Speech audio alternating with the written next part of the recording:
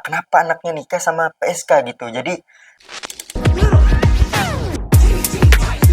Real landing.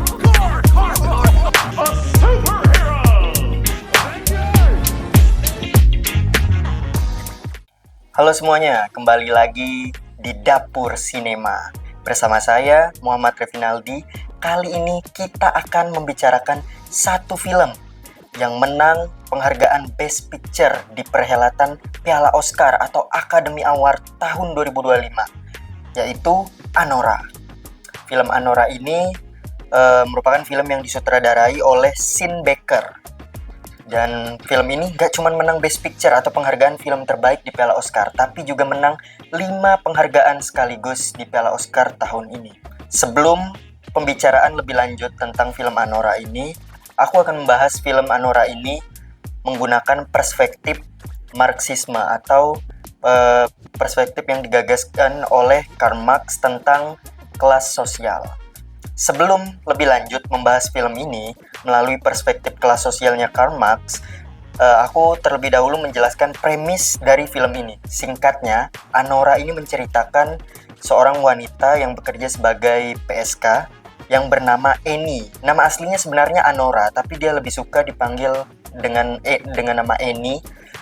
Suatu hari saat dia bekerja di klub malamnya, dia bertemu seorang remaja bernama Ivan, dan Ivan ini ternyata remaja kaya raya.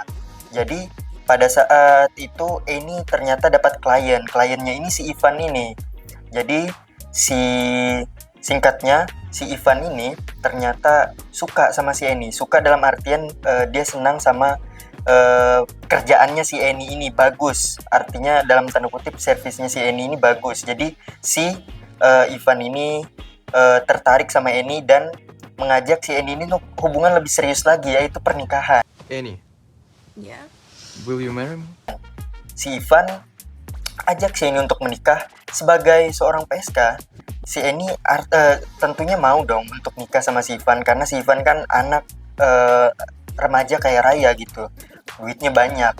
Tapi yang dilupakan tapi ternyata si Ivan ini bapaknya, orang tuanya adalah konglomerat dari Rusia. Sebagai orang tuanya si Ivan nggak terima kenapa anaknya nikah sama PSK gitu. Jadi akhirnya orang tuanya meminta Eni itu cerai sama si Ivan, sama anak-anak mereka. Awalnya si Eni nggak mau, tapi karena orang tuanya memaksa, karena mereka kaya juga dan punya kuasa, daripada si Eni ini dituntut atau dipenjarakan, dia mengalah. Akhirnya dia cerai dengan diberikan uang $10.000.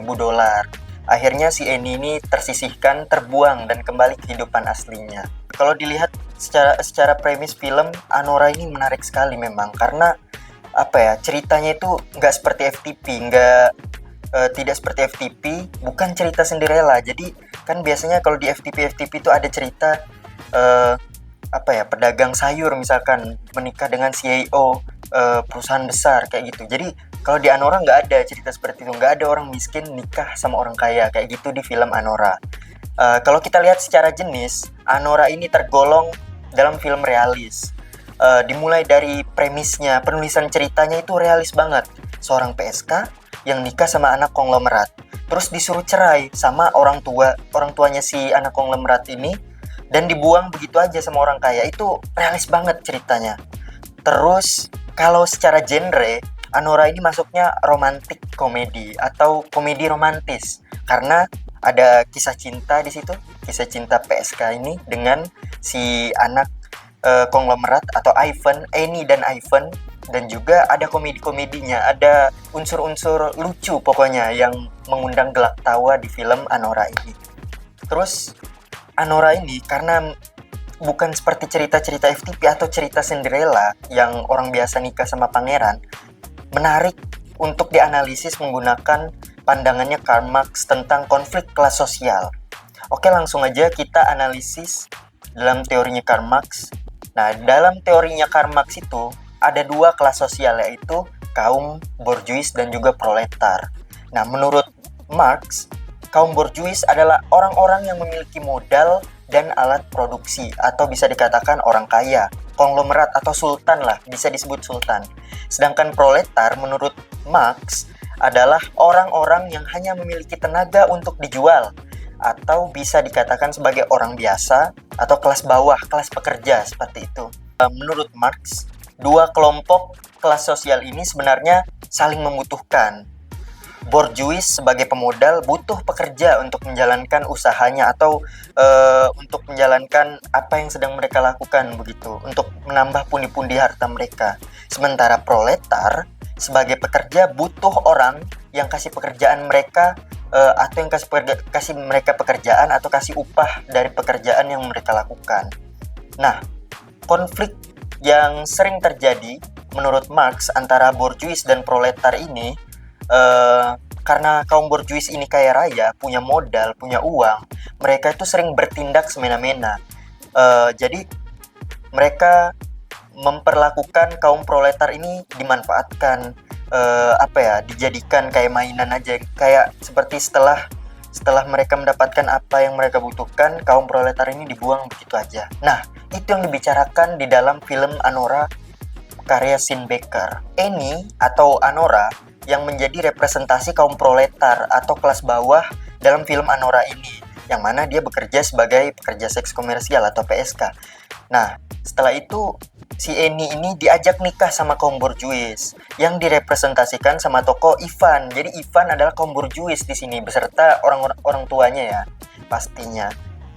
Masalahnya si Ivan ini menikahi si Annie bukan untuk menjalin hubungan yang serius seperti itu kan, seperti yang kita tahu menikah itu kan hubungan yang serius banget gitu, jenjang yang serius banget.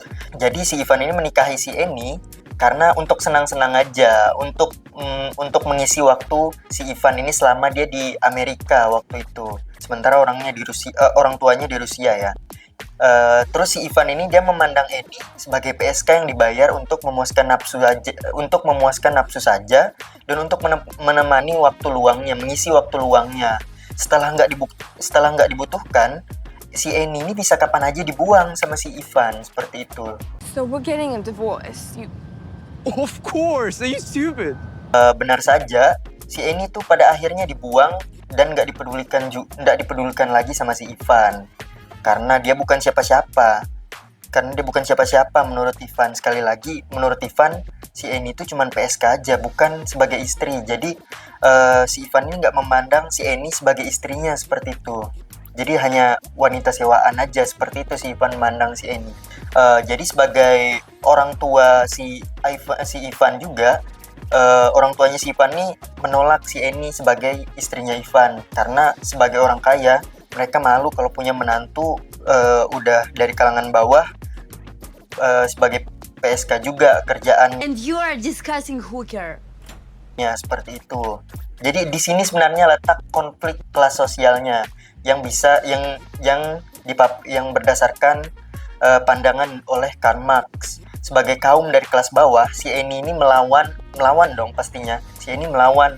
Kenapa sih aku ini kan istrinya si Ivan gitu. Dia melawan dong, mempertahankan haknya. Tapi sayangnya perlawanan si Annie itu sia-sia. Yang dia lawan ini kaum borjuis, sementara si Annie itu proletar. Dia nggak punya uang, hidupnya bisa kapan aja dijebloskan di penjara, bisa rusak kapan aja, bisa hancur kapan aja oleh borjuis ini. Jadi si Annie dipaksa mundur oleh keluarganya si Ivan yang itu merupakan representasi borjuis. Dia dipaksa cerai oleh si Ivan, anak mereka, dengan cara dibayar $10.000. Mungkin untuk Annie $10.000 banyak, tapi yang dibutuhkan Annie itu bukan itu sebenarnya, karena si Annie itu lama-kelamaan sudah cinta sama si Ivan. Jadi yang sebenarnya dia inginkan itu adalah hubungan yang layak, tidak dipandang sebagai wanita sewaan oleh si Ivan karena mereka sudah resmi menikah. Tapi sayangnya si Ivan itu kan cuman menganggapnya sebagai wanita sewaan aja, bukan sebagai istri. Ya, itulah tadi review film Anora menggunakan perspektif kelas sosial dari Karl Marx atau perspektif kelas sosial dari pandangan Marxisme itu. Secara teknis Anora ini bagus ya, sinematografinya bagus banget, shot-shotnya tuh betul-betul merupakan potret yang jelas dari cerita yang ditulis, dan juga penulisan ceritanya kuat, yaitu tadi tentang apa ya, bukan cerita Cinderella itu tadi ceritanya. Di situ letak menariknya film Anora ini. Terus untuk editingnya juga sangat mendukung jalan cerita.